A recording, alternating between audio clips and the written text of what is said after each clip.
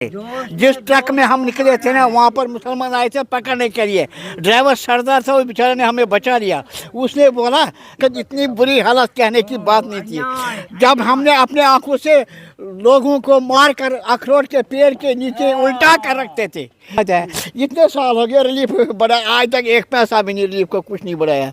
वही 3,000 मेरे को मिलता है। अभी कोई जाता बोलता है उधर रोना आता है, उधर रोना आता है। उस गांव में जिस गांव के हम रहने वाले थे।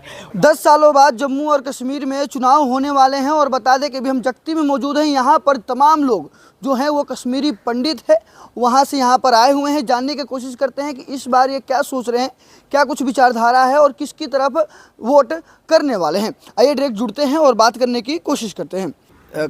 क्या 1990 के बाद क्या कुछ यहाँ पर बदलाव हुआ है? क्या अभी आप उधर जो कश्मीर आपका है उधर जाना चाहते हैं, जाएंगे? क्या लग रहा है जो वादे किए जा रहे हैं उसमें कितनी सच्चाई है? वो बोल रहे हैं, गवर्नमेंट तो बोल रहे हैं इनको ले जाएंगे, हाँ, ले जाएंगे। मगर हम अपनी तरफ से कुछ नहीं जा सकते हैं। जिस गांव में हम रहते थे, हाँ, उस गांव में वो ऊपर वाला ही भगवान ही जाने हमें किस तरफ से भाग कर आ गए। हम किस तरफ से भागे, कितना माहौल था वहाँ पर। कम से कम 30-40 घर हिंदू थे, बाकी सारे मोहम्मद थे। अच्छा, वहाँ पर जो भी हमारे ज़मीन थी वो भी इस वक्त तक भी लगा रहे थे। बड़ी मुश्किल से हमने एक के पास 6 कनाल ज़मीन वहाँ से उधर इधर करके वो निकाल दिए। वो भी बाहर है, उसको भी बंजर कर दिया उन्होंने। तो वहाँ क्या जाएंगे? हमारे पेड़ थे, वो थे, सारा तो वो खा गए वहाँ पर। अब हम बोलते हैं, गवर्नमेंट बोलते हैं हमें वापस देंगे, वो कहाँ मिलेगा? जो मकान था वो सारा डैमेज हो गया, क्योंकि उसके पास जलाया नहीं। हमारा इंश्योर चला था, अगर इंश्योर चलता हमारे को इंश्योर मिलता, मगर हम गाँव के रहे, हमें पता नहीं था पहले इंश्योर क्या बला हुई। अच्छा, 3 मंजिल मकान था, वो सारा टीन ले गए, लकड़ी ले गई, खिड़कियाँ ले गई, दरवाजे ले गए, फूट कर मिट्टी रह गई, नीचे पड़ गई। उधर बंजर ही बंजर दिखा दे रहा है। जो भी कोई जाता बोलता है उधर रोना आता है, उधर रोना आता है। उस गांव में जिस गांव के हम रहने वाले थे।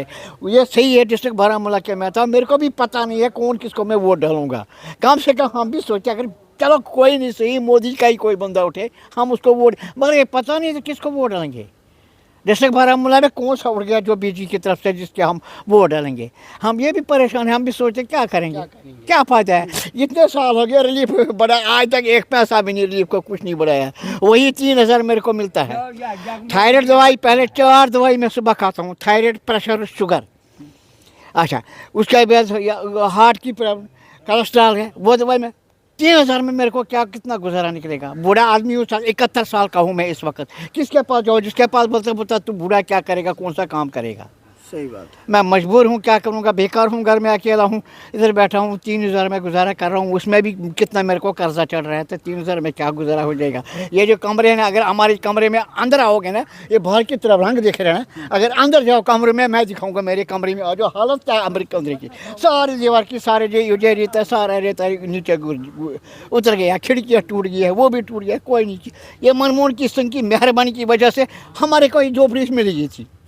1900 जब बात होती है 1990 की, 1990 में ऐसा क्या आप लोगों ने देखा, ऐसा क्या हुआ कि आप लोग यहाँ भागते? उस वक्त बुरी हालत थी, उस वक्त इतनी बुरी हालत कहने की बात नहीं थी। जब हमने अपने आंखों से लोगों को मार कर अखरोट के पेड़ के नीचे उल्टा कर रखते थे और हम देखते ऐसे आंखें रख करते थे। जिस ट्रक में हम निकले थे ना, वहाँ पर मुसलमान आए थे पकड़ने के लिए। ड्राइवर सरदार था, उस बेचारे ने हमें बचा लिया। उसने बोला यार हमने वो चावल आटा था वही राशन डिपो पर हमने छोड़ा, ऐसे झूठ बोला। आगे औरतें हमने रखी थी, बड़ी मुश्किल से 11 को वहाँ से निकल गए। 13 तारीख को बैसाखी के यहाँ दिन पहुँच गए। 3 दिन श्रीनगर से यहाँ जम्मू पहुँचे थे। वो भी यहाँ आकर हमें पता नहीं था क्या करते क्या नहीं करते। कभी उधर न कभी पानी करता, कुछ नहीं करता। मुश्किल से यहाँ पर झोपड़े पहुँचे भी मनमोहन की मेहरबानी से।